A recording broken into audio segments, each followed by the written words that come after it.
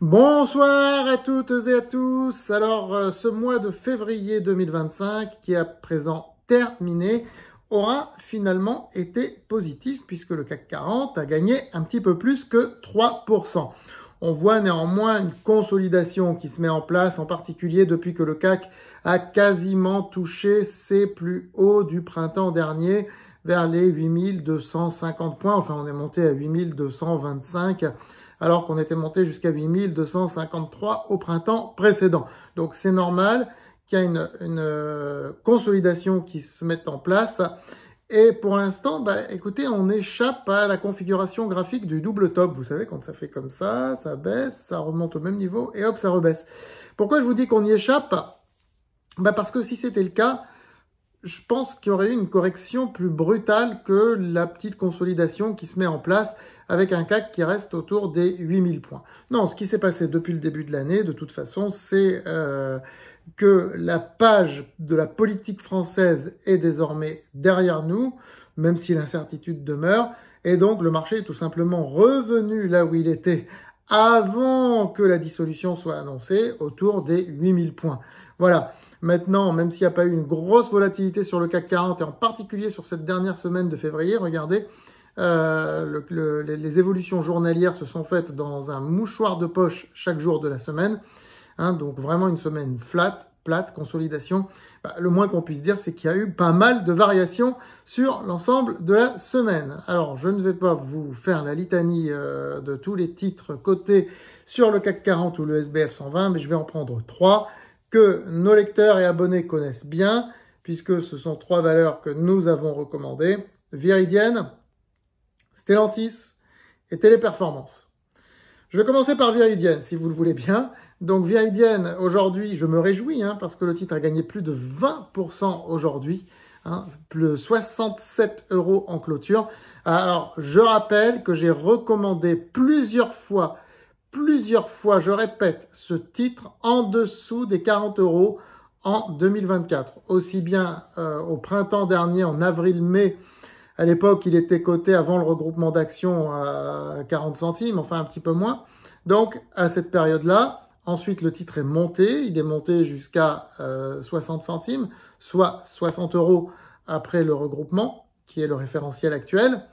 Et il a rebaissé. Il a rebaissé même en dessous des 40 centimes. À un moment donné, notre ligne était dans le rouge. Comme quoi qu'il faut toujours savoir s'accrocher en bourse et accepter les fluctuations.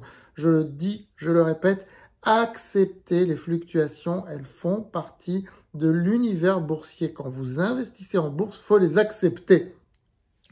Elles sont parfois l'occasion de renforcer la position. Ce que nous avons fait sur Viridien. Entre août et novembre, ça vous laissait quand même 4 mois. Entre août et novembre, le titre était en dessous de 40 €. 35, 36, 38. Et moi, je disais, accumulez. Ceux qui n'en ont pas, vous pouvez acheter. Les autres, accumulez. Profitez pour renforcer. Restez dans des proportions raisonnables parce que c'est une valeur qui a un côté spéculatif, mais accumulez. Et là, c'est vraiment le feu d'artifice. Depuis le mois de décembre, c'est le feu d'artifice. Le titre gagne 80%, plus de 80%. Pour nos lecteurs et abonnés, sur le portefeuille croissance, nous avons une ligne à plus 70%.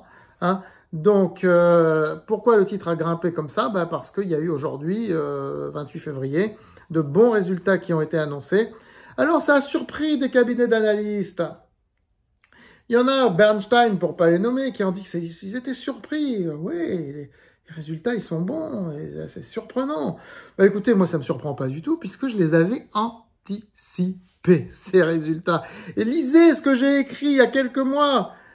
Regardez même des vidéos que j'ai mises sur Viridien. Tout ça avait été anticipé.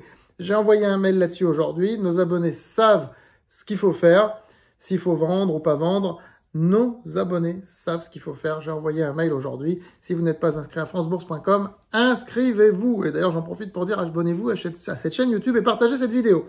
Voilà. Concernant Stellantis ou Téléperformance, là, ça a été un petit peu moins glorieux puisque les titres ont décroché cette semaine. Alors, Stellantis a perdu 5% 5% mercredi, puis encore 5% jeudi et il s'est stabilisé vendredi. Mais finalement, quand vous voyez bien le graphique de Stellantis sur quelques mois, il oscille, il est dans un range. Il est dans un range, et là, il revient vers le bas du range, tout simplement. Bon, le résultat de Stellantis, une baisse de 70% du résultat net, qui avait été dopé par des éléments exceptionnels, tout ce que vous voulez. Mais en soi, 5 milliards et demi de résultats nets. 5 milliards et demi de résultats nets. Le PER est de 6,5 au cours actuel. Il est de 6,5. Stellantis fait, sur une année pourrie 2024 pour l'automobile française, et on savait que ça allait baisser, sur une très mauvaise année pleine d'incertitudes pour l'automobile française, figurez-vous que Stellantis fait la moitié du résultat net de Tesla. Et le titre ne vaut pas 2 fois moins, la capitalisation vaut 30 fois moins. Vous m'entendez? 30 fois moins.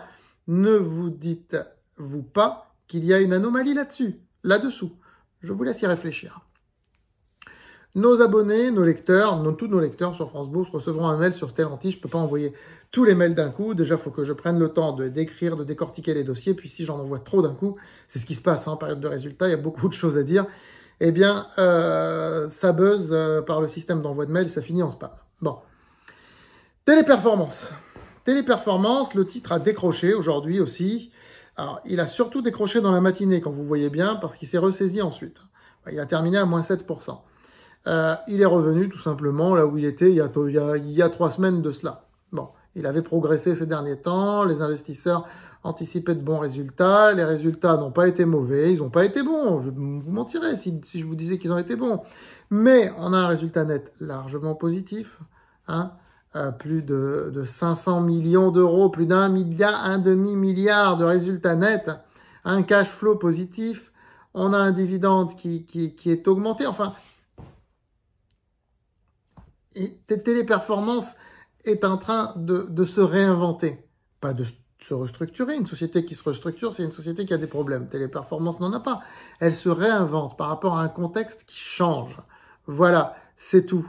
Donc, laissons-lui le temps de se réinventer et faisons confiance. Voilà ce que j'ai à vous dire. Là aussi, j'enverrai un mail. Voilà, bah écoutez, ça a été un mois assez sportif, c'est normal, c'est les résultats et c'est pas fini, il va y avoir encore pas mal de résultats au mois de mars. Athos la semaine prochaine, Athos à surveiller de près. Alors, passage des comptes à la paille de fer, ils vont être très mauvais, je pense, les résultats, hein. Je vois pas comment ils seraient bons. Est-ce que c'est anticipé ou pas par le marché? Nous verrons bien, Et puis, je vous dis, la bourse s'est fait de haut et de bas. Le principal, c'est qu'on gagne de l'argent. Voilà, et on en gagne. Je vous souhaite un très bon week-end.